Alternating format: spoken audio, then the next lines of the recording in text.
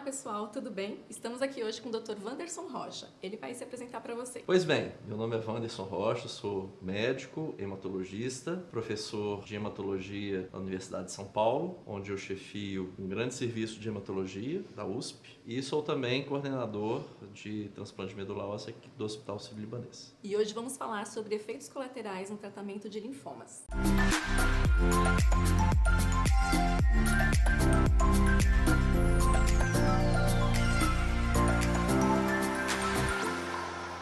Dr. Wanderson, muito obrigada por sua participação aqui na TV Abraga. Eu que agradeço o convite. Para iniciar nossa conversa, eu gostaria que você abordasse quais os esquemas mais utilizados para tratamentos de linfoma de Hodgkin e não Hodgkin. Existem vários tipos de linfomas. Nós classificamos em grupos, os linfomas chamados de Hodgkin e os não Hodgkin. Dentro dos Hodgkins, a gente tem em torno de 4 subtipos. Dentro dos não Hodgkin, nós temos em torno de mais de 70 tipos de linfoma. Então, a gente não pode generalizar todos os tratamentos. Então, vamos falar dos tratamentos mais frequentes e mais comuns para os linfomas chamados mais comuns. Dentro dos linfomas de Hodgkin, o esquema de quimioterapia mais frequente, já usado há muitos anos atrás, é o chamado ABVD. Esse esquema de quimioterapia é um esquema em que ele é composto de aproximadamente 2 sessões cada ciclo e pode variar entre 4 a 6 ciclos, dependendo do estadio da doença. Então, em relação ao linfoma de Hodgkin, a primeira avaliação é estadiar o paciente. E estadiar o paciente quer dizer saber onde que este linfoma está localizado. Uma vez que identificamos e estadiamos os linfomas de Hodgkin, que são 4 subtipos histológicos, o tratamento mais comum é esse que eu falei, o ABVD, que vai variar entre 4 a 6 ciclos, que pode ser só quimioterapia, que pode ser só radioterapia no caso de uma doença bem localizada, ou que pode ser a combinação dos dois. PET scan atualmente é um exame muito importante na avaliação do tratamento. Então você começa o tratamento com pelo menos 2 ciclos de ABVD e faz o PET, que é o chamado PET interim, que vai determinar se prolonga-se o tratamento com ABVD ou se modifica. Quais são os efeitos colaterais agudos, dentro de um prazo de alguns dias após a infusão desses medicamentos? Principalmente mal-estar, fadiga, muita náusea, vômitos, mas temos atualmente medicamentos muito potentes para poder combater esse mal-estar e principalmente as náuseas e vômitos. É claro que fica uma fadiga, mas isso é muito variável dependendo de paciente para paciente. Então, esses são os efeitos colaterais agudos que podem ocorrer não só para os Hodgkins, como para os outros tipos de quimioterapia em geral. Efeitos colaterais a mais médio prazo, quer dizer, em questão de semanas após o tratamento, são efeitos que vão atacar a medula óssea, que vai, de uma certa forma, deprimir a produção das células. A gente sabe que uma quimioterapia são medicamentos que atuam nas células cancerígenas, no tumor, mas também nas células normais. E é por isso que temos efeitos colaterais também em outras células que não as células do tumor, como as células do cabelo, como as células da boca, como as células da medula, que a gente chama de mucosite, em que a boca fica ferida, as neuropatias, em que você tem uma sensibilidade diferente nas mãos, na boca, a sensibilidade de comida ao frio, ao calor, e a mielotoxicidade, que é em relação ao hemograma, quer dizer, quando se faz um exame de sangue, veremos o efeito acumulado desses medicamentos diminuindo as taxas de hemoglobina, os leucócitos, as plaquetas e às vezes a necessidade de usar máscara para se proteger de infecções. Os mais a longo prazo, isso também geralmente, são principalmente a infertilidade, que pode ocorrer, problemas da tireoide, problemas de dentição, podem ocorrer mais a longo prazo.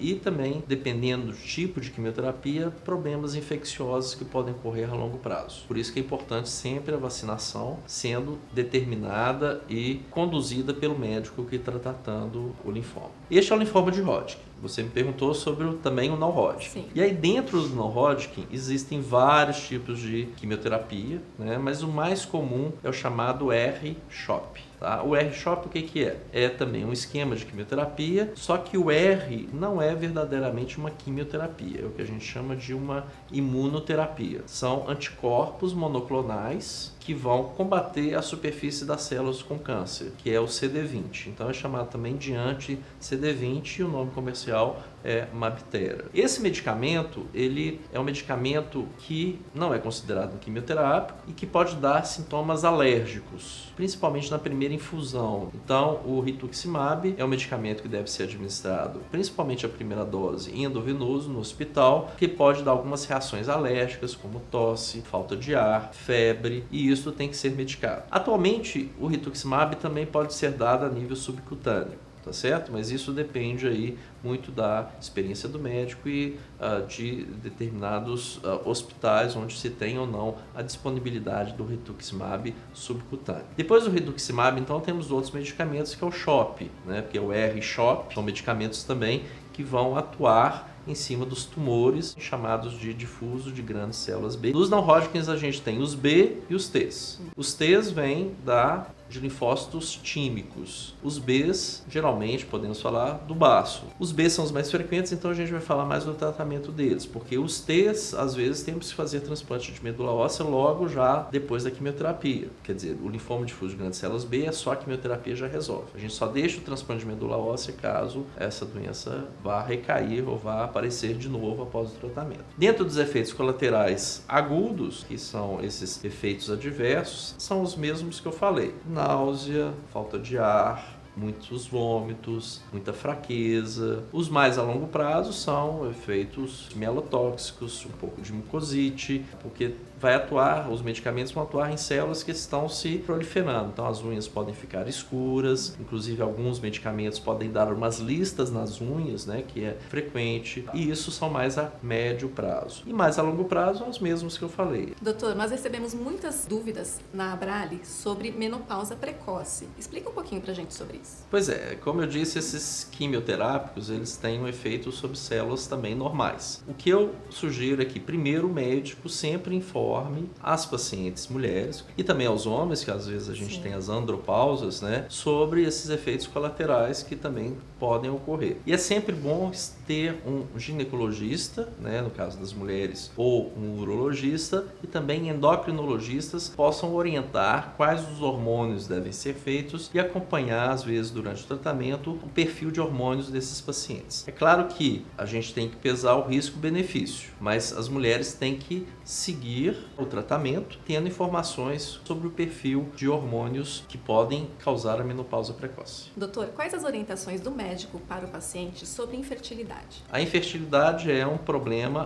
como eu disse, a longo prazo. Mas mesmo assim, o médico tem a obrigação de informar para os pacientes, e é claro que temos que ter consentimento informado, escrito, né? Porque também, muitas vezes, o que eu noto é que uma primeira consulta são tantas informações que as pessoas e os pacientes eles estão preocupados com outras coisas, então tem que estar escrito que o médico informou todos os problemas adversos da quimioterapia. E depende muito da idade. Eu sempre pergunto para as mulheres, principalmente numa idade que já tem filhos, se elas querem ter mais filhos. Provavelmente, né, vai ter uma determinada porcentagem de pacientes que vão ter infertilidade. Isso não quer dizer que todas vão ter. A gente calcula que em torno aí de 6% a 10%, dependendo do esquema de quimioterapia, as mulheres vão ser inférteis. Mas isso é claro que tem que ter, né, um acompanhamento. Porque essa decisão de colher óvulos para congelar depende da vontade da mulher, depende de orientações com médicos, ginecologistas, especialistas em fertilidade. Muitas vezes